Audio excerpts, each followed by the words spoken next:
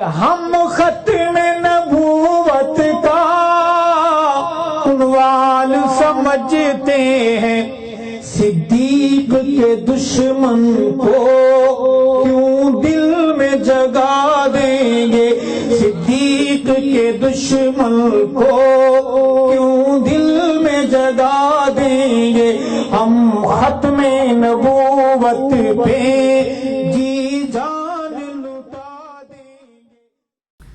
الحمدللہ وکفا والصلاة والسلام علی سید الرسل وخاتم الانبیاء لا نبی بعدہ ولا رسول بعدہ ولا معصوم بعدہ، اما بعد۔ پنجاب اسمبلی میں تحفظ بنیاد اسلام بل پاس ہوا، جس کی وجہ سے تمام مسلمانوں کے دلوں میں خوشی کی لہر دوڑ گئی کہ اسلام کی مقدس شخصیات کی ناموس کا تحفظ ہوا ہے۔ مگر اس بل پر اہل تشیع کی جماعت وحدت المسلمین کی طرف سے شدید رد عمل ظاہر ہوا ہے،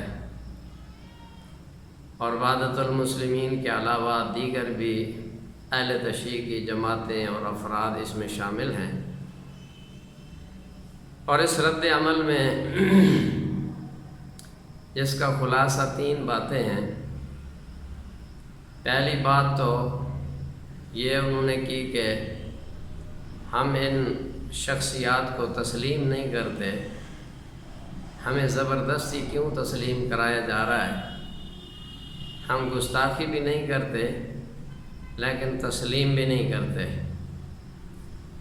دوسری بات یہ کہی کہ حضور خاتم النبیین صلی اللہ علیہ وسلم کی ایک کے سوا باقی بیٹیوں کو ہم ان کی اولاد تسلیم نہیں کرتے، ہمیں کیوں مجبور کیا جا رہا ہے کہ ہم ان کو سرکار کی بیٹیاں سمجھیں۔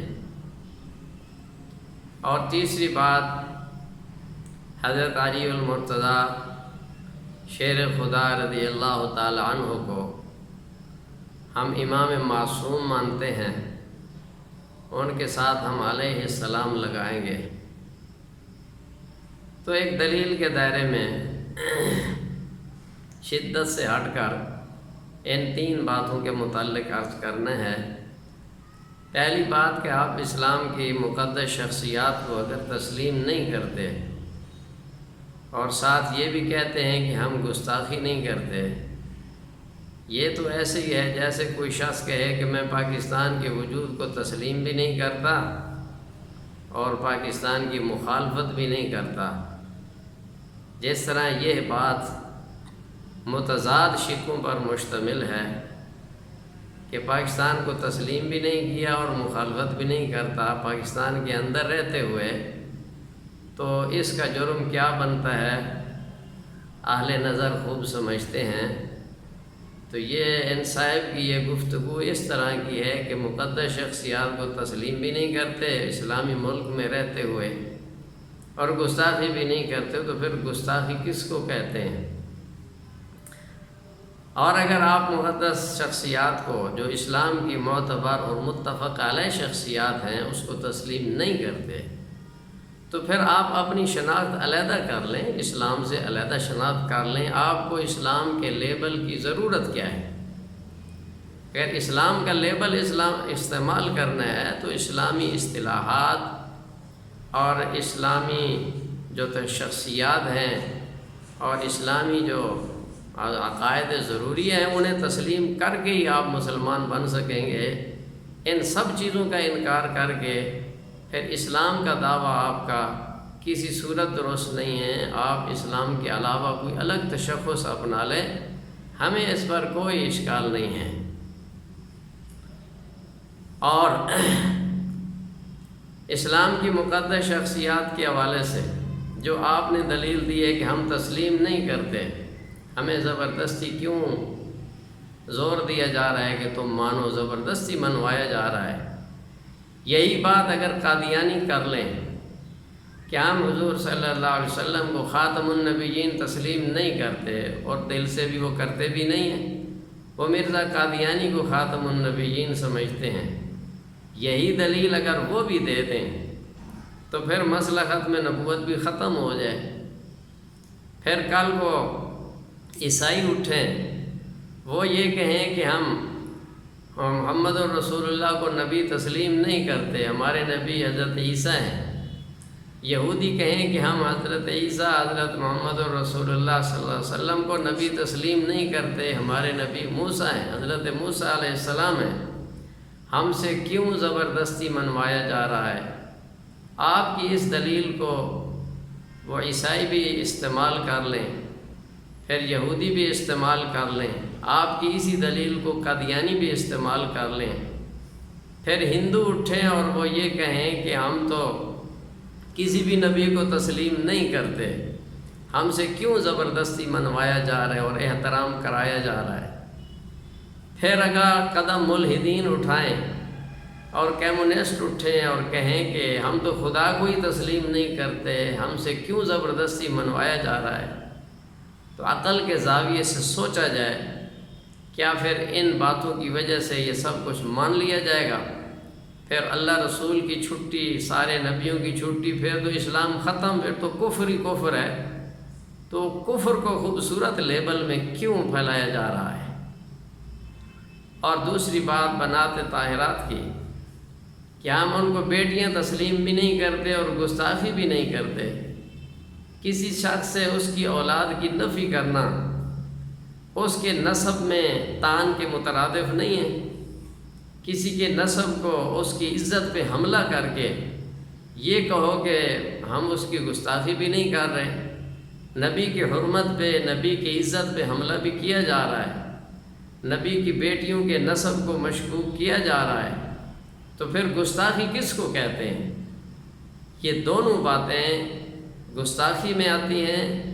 یہ رسالت مآب صلی اللہ علیہ وسلم کی بھی گستاخی ہے، تمام اسلامی مقدس شخصیات کی گستاخی ہے، اور اس پر گستاخی کا دفعہ لگتا ہے، اور اہل نظر، قانون نافذ کرنے والے ادارے اس کلپ کا نوٹس لیں، اور جو کلپ جاری کرنے والے ہیں وہ بھی ذرا عقل و شعور سے کام لیں کہ وہ کیسی بات کر رہے ہیں، کس طرح عوام کو دھوکہ دے رہے ہیں۔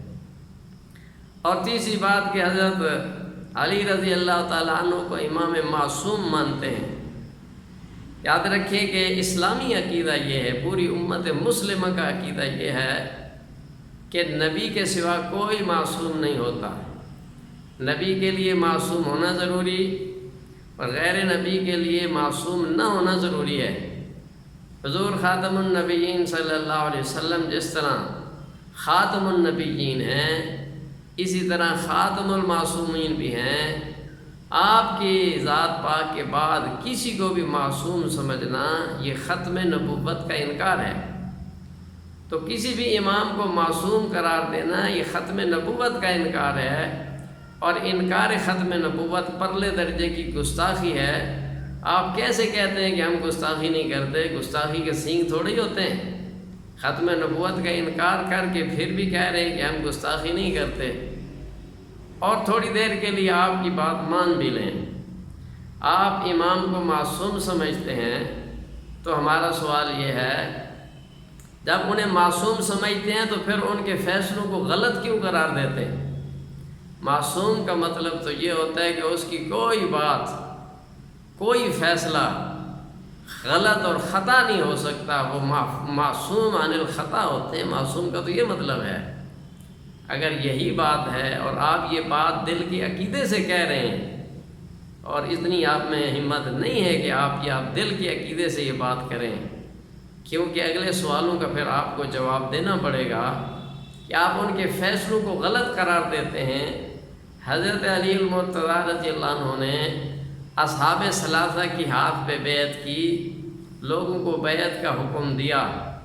نمبر 2 ان کے پیچھے نمازیں پڑھیں، نمبر 3 ان کے پیچھے جنازے پڑھے، نمبر 4 ان کی حکومتوں میں شامل رہ کے ان کے مشیر خاص بن کر رہے، ان کے معاون و مددگار رہے، نمبر 5 اپنے بیٹوں کے نام ابو بکر و عمر و عثمان رکھے، اور نمبر 6 اپنی بیٹی حضرت عمر رضی اللہ عنہ کے نکاح میں دی۔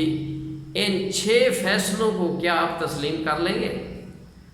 اب یہ دوہرا معیار آپ کا سامنے آیا کہ ان کو امام معصوم بھی سمجھتے ہیں، اور باقی تفصیل میں جائے بغیر یہ 6 موٹے موٹے فیصلے ہیں، ان 6 فیصلوں کو آپ غلط سمجھتے ہیں، تو خود آپ کے نظریے کے مطابق وہ معصوم نہیں ہیں، تو یہ دوہرا معیار کہاں سے ہے؟ کسی ایک راستے پر رہیں، یا معصومیت کا انکار کریں یا پھر ان فیصلوں کو تسلیم کریں۔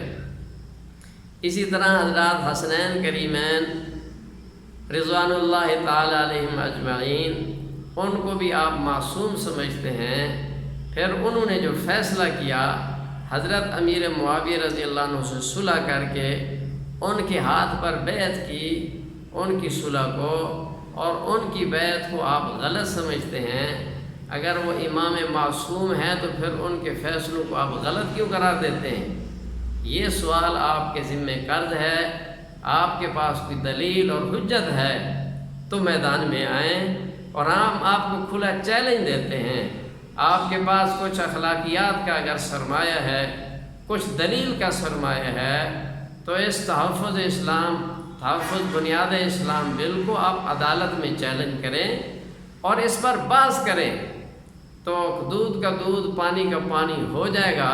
سچا کون ہے اور جھوٹا کون ہے؟ آپ اسلام کے کس کونے میں آپ آتے ہیں، کس زمرے میں آپ آتے ہیں؟ اور کچھ عرصہ پہلے چیف جسٹس سجاد علی شاہ صاحب کے عدالت میں یہ کیس پیش ہوا، پھر اس کو بند کرا دیا گیا۔ اگر آپ میں کچھ دلیل کی قوت ہے تو اس کیس کو ہی اوپن کرا لیتے ہیں، دودھ کا دودھ پانی کا پانی ہو جائے گا۔ خدارا امت کو گمراہ نہ کیجیے۔ یہ کون سا مذہب ہے کہ دوسروں کی مقدس شخصیات کو گالیاں دینا عبادت سمجھ لیا گیا، جھوٹ بولنا عبادت سمجھ لیا گیا؟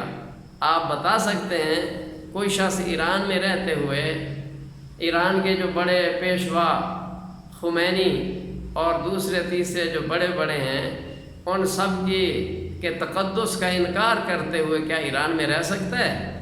وہ یہ کہہ سکتا ہے کہ میں ان شخصیات کو نہیں مانتا اور میں گستاخی بھی نہیں کرتا؟ کیا ایران کا قانون اس بات کی اجازت دیتا ہے؟ تو یہ اسلامی ملک ہے، اور اسلامی ملک میں اسلام کی بنیادی عقائد، نظریات اور شخصیات کا تحفظ یہ ضروری ہے، اور اس کے بغیر تو پھر اسلامی محفوظ نہیں ہے۔ تو خدارا انتشار نہ پھیلائیں۔ اپنے انتشار پر وحدت کا لیبل کیسے خوبصورتی کے ساتھ لگایا کہ دوسروں کی شخصیات کو گالیاں دینے سے تو انتشار اور تفریق پھیلتی ہے، آپ اس انتشار اور تفریق کو وحدت کا نام دے کر پیش کر رہے ہیں۔ کچھ خدا خوفی اگر ہے تو اس روش سے باز ہیں۔ ہم آپ کو کھلا راستہ دیتے ہیں کہ یا تو اس بل کو تسلیم کریں، نمبر 2، یا پھر اپنا تشخص علیحدہ کر لیں۔ کوئی ہمیں اشکال نہیں ہے، اور بھی بہت سی اقلیتیں طبقے رہ رہے ہیں اسلام سے۔ آپ کا اسلام کے ساتھ کوئی بھی چیز آپ کی ملتی نہیں ہے، پوری امت ایک طرف ہوتی ہے، اہل تشیع ایک طرف ہے۔ اور تیسرا آپشن یہ ہے کہ آپ عدالت میں آئیں، اس بل کو چیلنج کریں، ہم بھی آئیں گے، آپ بھی آ جائیں، دلیل سے بات ہوگی۔ باقی جو گالیوں کا راستہ ہے وہ ہمیں تو زیب دیتا نہیں ہے۔ اللہ پاک کی حفاظت فرمائے اس ملک کی اور اس ملک کے عوام کی اور اسلامی نظریات کی۔ وآخر دعوانا ان الحمد للہ رب العالمین۔